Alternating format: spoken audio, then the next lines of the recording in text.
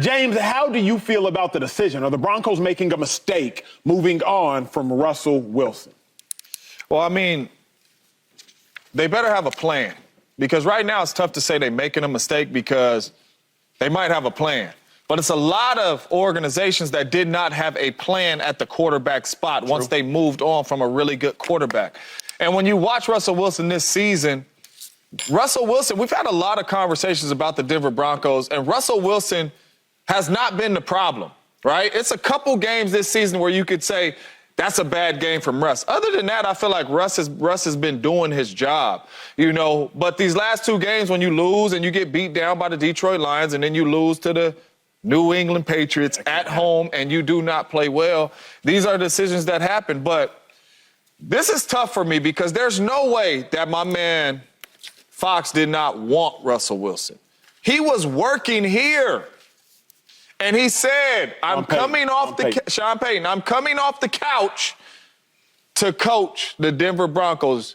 The only reason I feel like he took that job is because he felt like I have a solid quarterback. Yes, he did not play well last year, but with the system I'm bringing, I will get him right.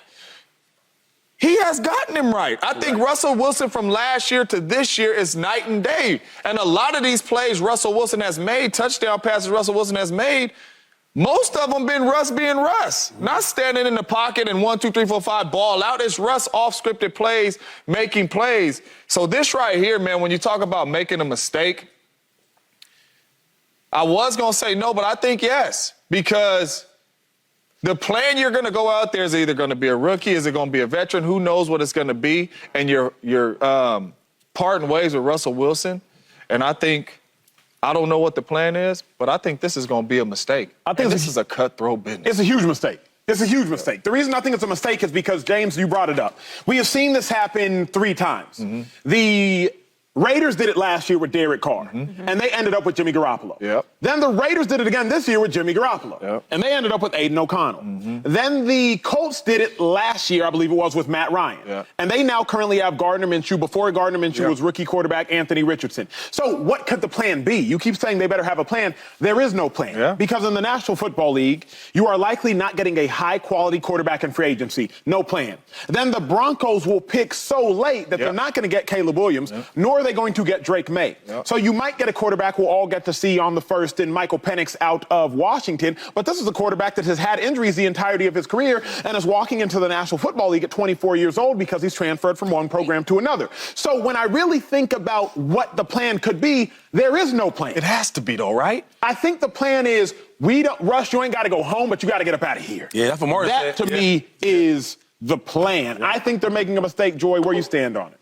Yeah, I do think that they need to have a plan. I mean, I would say the Colts' plan was Anthony Richardson and is Anthony Richardson, but I could point to another organization like the Washington Commanders, who didn't want anything to do with Kirk Cousins, and since then have gone through, 20 different quarterbacks. So, wins above replacement. Who are you bringing in? It always sounds nice to get rid of a player and move up and do better, but quarterbacks, there's not like a quarterback store that you can go to. And if there was, it's quite empty. It's not usually stocked. So, and then you have to consider the money and you have to consider the draft picks. What are you actually going to be able to get in the draft? I do think that they have or are formulating some sort of plan. And it does seem like all signs are pointing to they're moving off of Russell Wilson with this benching. But this could also just simply be a stopgap to make sure that they don't have to pay him $37 million in 2025, because there is some contingencies with his contract. If he gets injured, and he's injured by March, they have to pay him an extra $37 million in 2025. They already owe him $30 million next year. I'm mixing and matching the numbers here, but it's also a business move as well. So it doesn't entirely guarantee that he's not going to be there next year, but I think this is just more of a let's protect our money down the road in case we do end up not going with Russ next season. I don't know that it's a mistake. I think it's too early to tell. Yeah. See, I think it's a mistake. And I was thinking the same thing we were thinking about as far as the business part of it and the money, right? And I think about who else do they do this to, right? Derek Carr. Oh, we want to save him. We want him to get injured. And then you cut him, right?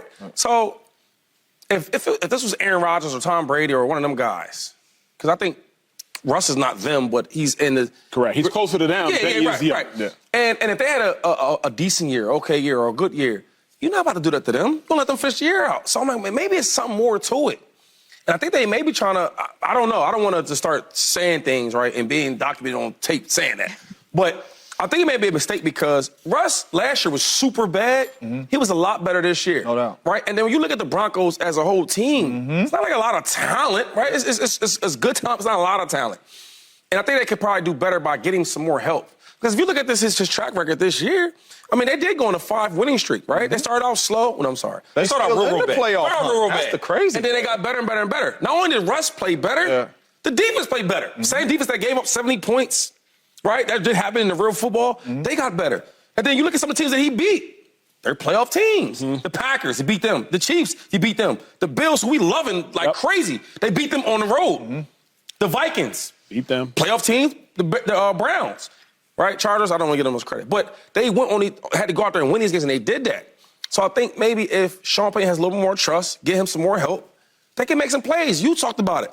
A lot of times you see these games they have won. Yeah. It ain't just like super great coaching. Okay, this read wasn't there. Yeah, I'm on this side. No, it's Russ running around like he did with the Seahawks, throwing off his back foot, making a crazy play and a crazy catch by Cortland Sutherland. I think we have to separate who Russell Wilson is from what Russell Wilson has actually done over the past few years. Russell Wilson has been a great player in this league. He has been a face of the league. Yes, he does kiss babies, and we love that. We love that he's a man of the year. We love that he's a great representation for the NFL. But this is a results-driven business. If we're in the entertainment business, which it is, part of it, then that's very good. And he checks all of that every single time. Says the right thing, does the right thing, all of that. We love that about Russ. We love what we've seen from Russ at a high level. Those memories stay with us. That's why we don't want this for him. But what has he actually put on the field as of recent? He's 17-27 over his last 44 starts. 17-27, is that good? I'm not great at math, but that sounds bad when you say it out loud. Them ain't good numbers. Those are not good numbers. Well, I mean, he thinks that Justin Fields is Okay. Yes, I do. Right, and we have like, some hey, don't bring disagreements about Justin Fields that. into this, Don't let man. Justin Fields get some Justin Fields space. has won this weekend. Matter of fact, bringing up Justin Fields in this conversation only further validates what I'm saying. He's had 4 games where he has thrown for over 300 passing yards in those 44 starts. And one of those games was the game where they got 70 put on them. So let's just take that one out because that's some garbage time numbers. That means he's had 300 passing yards, 3 games where he has thrown for more than 300 passing yards. Yeah. In 44 games. What are we arguing here for, really? Is it the Russ that we love, or is it the Russ that it is right now? I don't know if it's a good plan to move off of Russell Wilson in Denver. I don't know that. They've been through quarterback after quarterback after quarterback. We can bring up franchises that have done this, and it's failed tremendously. If they put some better pieces around him on offense, if they adjust some things, maybe next year they are significantly better. But how much better? And what has he done as of recent that has made us really believe he's capable of doing that? Are we holding on to the old Russ is what I'm asking. Because I want to advocate for Russ. I really do. But we knew when Sean Payton got there that it was going to be, if it came down to Sean Payton or Russ, it was going to be Sean Payton. No. Yeah, I disagree, but I agreed with that. Like, I disagreed that was the truth. But what has Russ done? Really? Even this year, we're like, he's so much better than last year, which is grading on a curve because last year was horrific. I think, though, here's where I think we're wrong. Where I think everybody is wrong is Russ this year is the Russ that won the Super Bowl. Let's not get it twisted. This Russ is that Russ. Now, Russ this year is not Russ Cook Russ, but I challenge you at home. I won't even tell you. At home, look up Russ's 2013 numbers, and then look at this year's numbers. I mean, exact same thing. Joy brought up a good point, so I had to look it up quickly. Over the 2013 and the 2014 season, how many 300-yard passing games did Russ have? Well, I mean, 4 of them. 32 games. He played with one of the greatest defenses in the history of the NFL. Doubt. I'm not disagreeing. Hold up, but they didn't ask. See, he was still young Russ then. Sure. Right? Once you get paid and once you arrive, I'm a player now, okay, you can't survive off that great defense and a really, really good running game by Marshawn Lynch. Now it's like we need you to put the ball in your hand. I'm not disagreeing. What I am saying is the Russ we fell in love with is that Russ. The Russ that is today is that Russ. No. The dilemma The dilemma is the 17, 16, 18, 19 Russ. But that Russ didn't win games. So the Russ that won games is the Russ that is playing right now. The difference is that Seahawks defense is significantly better than this Broncos defense. But once again, when the Broncos defense started cooking, the Broncos went on a 5-game win streak.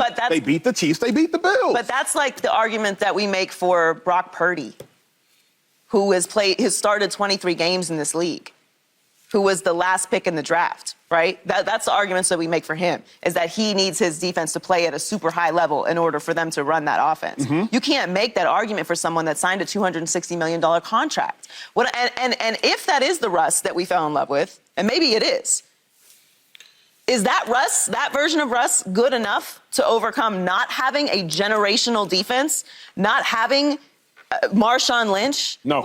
Is that version which we can't just program, we can't just pull and create that Seahawks defense, is that version capable of even winning this division? Because right now, what they have is a really, really good defense. They have some young talent. They have a Super Bowl winning coach. They have Russ, who's putting up those same numbers, and they're 7-6. They're 7-8. Yeah. I think with this Russ, you can win with this Russ. They won 5 straight. I said that. And they even the teams like the Texans, really a good team, right? That's when C.J. Stroud was going on his rampage. He was killing stuff. And they lost by what, in the last 2 plays? Yeah. You see what I'm saying? Like, Russ is playing well enough to win.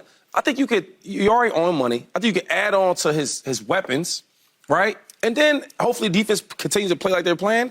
And this would be a team that can compete in that division. Because I think the Chargers, I don't know what they'll do. They always look good on paper. Like, they just always look good, okay? And then the Raiders, I don't think they're going to be that good. Depends on what the coach is and who the quarterback is. The Chiefs, they're going to be good. They should be better, but you never know if the young guys, if they don't improve. If you keep the Russ, we see make these old Russ moments. Correct. He hasn't had a full year of just playing the Russ that we used to see. Correct. Letting him cook. But the moments he's had, he had some really good moments. Like, oh, is that the old Russ? So I think with this Russ, for next year, you can win with them. And they can compete for that division. And really, really quick, though, because if I was a reporter, I would have asked me some questions. Okay. Right? Because what my first question would have been, if Russ beat the Patriots, he's your guy for the future? Mm-hmm. Like, because you in the playoff hunt, you still are, but you really, really in the playoff hunt with 8 wins if he beats the Patriots. So if he beats the Patriots, you're playing him and guaranteeing him these next couple years with this money, and you're telling us he's your guy? Yeah. Because we watched the Detroit game, and the Detroit went up and down the field, and Russ don't play safety. We don't. You know what I'm saying? But the answer is yes, James, because that's really what it comes down to. It's one game. Brock Purdy, we did a show yesterday where we asked if Brock Purdy was holding the Niners back off of one game. That's what the NFL is. One game can be the difference between you making it to the postseason and you not. But here is what kills me with all this. Andy, correct me if I know the I postseason, disagree, but I'm saying that's when player. it comes down to the postseason. That's what it is. Here's what kills me with all this is identify the player you're coaching. Because the Patriots scored their second most points all season against the Broncos last game. If the Broncos defense just doesn't allow them to have their second best performance ever this season, second best ever, we're not having this conversation. So that's why I don't like how, because Russ has lost, the narrative is changing, because in my mind, this is the Russ that was going to Super Bowls. He was never a 40-touchdown passer. Emmanuel, he was making $1 million when he was doing it. This is true. And are wins and losses a quarterback stat, or are they not? Yes, they are. Are wins and losses a quarterback stat, or are they not? Yes, they are. They are. They absolutely are. It is? Then the results are the results. And especially when you when you have a contract that says $260 million, you get the blame. It's not fair, but we do that to everybody. Life is not fair. Fair is for Ferris wheels and fried Oreos. In real life, when there's paper on the line, when there's legacies on the line, when there's records and playoffs and other people's jobs on the line, it comes down to who's the guy. So I want to, again, I like Russ. We all do. I want to advocate for him. But these are the results.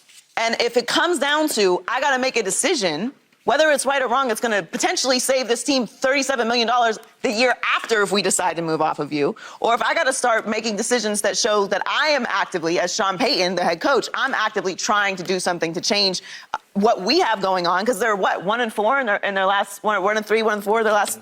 Yeah, they've lost 3 out of 4. 3 out of 4. They lost 3 out of 4 games. That's bad. The kicker for me, though, is like... Russ, though. That's the it's tough not part. all on Russ, but we do this to everybody. Why is this the exemption? It's all about, for me, What you gonna do that's better? Leave him if you want to. Leave her if you want to. How many quarterbacks this year, one, have played all 17 games? What is the enemy of good? Great. But the guy who had it good and wanted it better made it worse. We can lose all the cliches. We can use all the cliches. We can use all the cliches. And that's what I'm saying. I don't know that they should move off of Russ next year. I don't know if they should. But I'm also saying, what's the compelling argument that he has put enough on paper over these last 2 years? Forget it. Over the last 4 years. Keep in mind everything that they gave up to get Russ. It's not even just that they're paying him. But really quick, Joy. Yo, go ahead. You go. Oh, how much they owe him, though? A lot. So this is what I understand, though. If you are owing money, I guess you're protecting him by sitting him. So if he gets hurt, you owe him extra money? Yeah. For the 2025, I believe. But I just don't get, like, I mean, you already own money, so won't you let him play? Like, I don't get that That's part. all I'm saying. The dilemma is... Because if he gets hurt, they owe him a different Simply type. put, they do not want to owe him in 2024 and 2025. Only 24. They currently owe him in 2024 regardless. Right. If he does not pass his physical this offseason, if he got hurt, they would owe him in 2024 and 2025. But Joy, this one here is over, right? Because if a dude came and said, listen, we've been together for a minute, but give me 2 weeks. I'm going to go see what else is out there. And come back. I'll come back. You ain't going to be there waiting. I'm done with you. You done with me. Hey, let's hurry up and seek a trade. I'm gone. Like, there ain't no, you bench do I me. get the same pass? What you mean? As Russ? Yes. You know, we'll make some excuses up for you. Do I get that You same ain't coming deal? back around here. I might find something better also. I hear you. Like, I'm very much on everyone's side here. What's better? What's out there that's better? Shady's right. You owe him this money anyway. I'm not really saying that this is the right choice or anything other than money. But what I'm saying is we might just be clinging very strongly to the idea that Russ is something that he's not, or maybe what he always was. That part, maybe he was never that great, but you got to have that conversation. Because I can't have the conversation that he's not what he was, because he quite literally is exactly what he was. Yeah, but both by numbers and by moments. But we can't sit here and say he's not that great, because, I mean, we gave him the name Dangerous because ball in his hand, game on the line, he delivered. And what you've seen 3 to 4 times this year.